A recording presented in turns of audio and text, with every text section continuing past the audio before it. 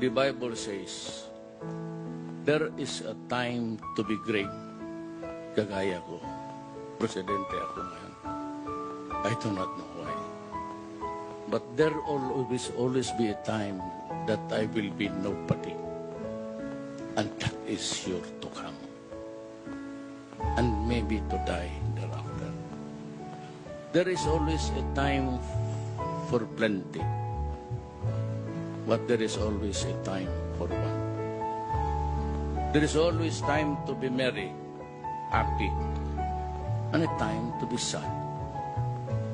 A time to be healthy, strong, kung bata ka pa.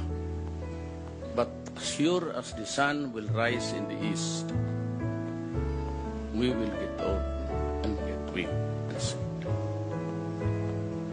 There's a time to feast, but there's time to want. A time to be spending may pera ka, but sometimes may problema.